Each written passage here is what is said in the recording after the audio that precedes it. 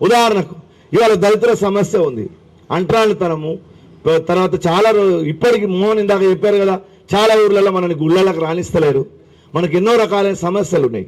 కానీ మరి దీనికి సంబంధించి ప్రయత్నం జరగలేదా? చాలా పెద్ద ప్రయత్నం ఏళ్లనాడే జరిగింది ఈ దేశంలో.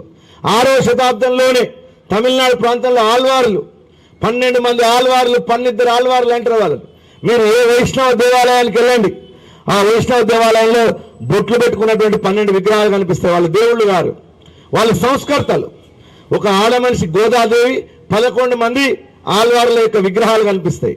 దాంట్లో దళితులు ఉన్నారు, బీసీలు ఉన్నారు, అన్ని కులాల వాళ్ళు 12 మంది వైష్ణవ భక్తులు 6వ శతాబ్దంలోనే అంటరానితనం సరైనటువంటిది కాదు, అందరూ ఈ ప్రపంచంలోనే సమానము, ఈశావాస్యమిదం సర్వం యత్కించి జగత్యాం జగత్ అని చాటినటువంటి మహానుభావులు 1700 ఏళ్ల క్రితమే తమిళనాడులో పుట్టారు.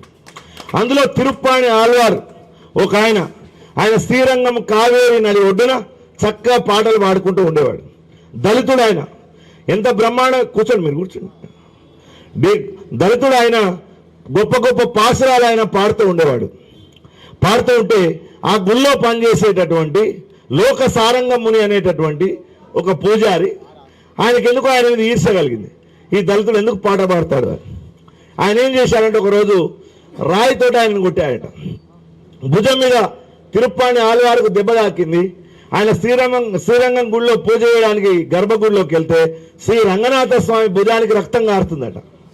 అయ్యో ఏమిటి, నేను అక్కడ రాయి తీసుకొని కొడితే ఇక్కడ రక్తం కారుతుంది అని ఆయన ఆలోచిస్తే ఆ ఆకాశవాణి వినిపించిందట. అంటే ఆయన హృదయమే ఆయనకు పలికిందట, నువ్వు చేసింది తప్పు, అందరిలో ఉన్నటువంటి ఆత్మ అని ఒకటే అనుకున్నప్పుడు ఆయన ఎట్లా నువ్వు నిందిస్తావు అని అంటే, వెంటనే ఆ లౌకసారంగముని అనేటటువంటి బ్రాహ్మణుడు ఈ దేశం లోపల అందరు సమానం అని చాటాలనుకున్నాడు. ఆ రోజు అనుకొని మేళ తాళాలతో కావేరి నది ఒడ్డుకు వెళ్ళి ఆ తిరుప్పాణి ఆళ్వారును భుజాల మీద ఎక్కించుకొని శ్రీరంగం టెంపుల్ ఊరంతా తిరుగుతూ ఆ దేవాలయంలోకి ప్రవేశం చేయించాడు.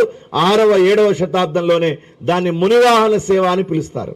ఎందుకంటే లోకసారంగ ముని ఆయన భుజాల మీద, ఆయన వాహనంగా మారిపోయి దళితుడిని భుజాల మీద ఎక్కించుకొని శ్రీరంగం మొత్తం క్షేత్రం అంతా తిప్పాడు ఆయన.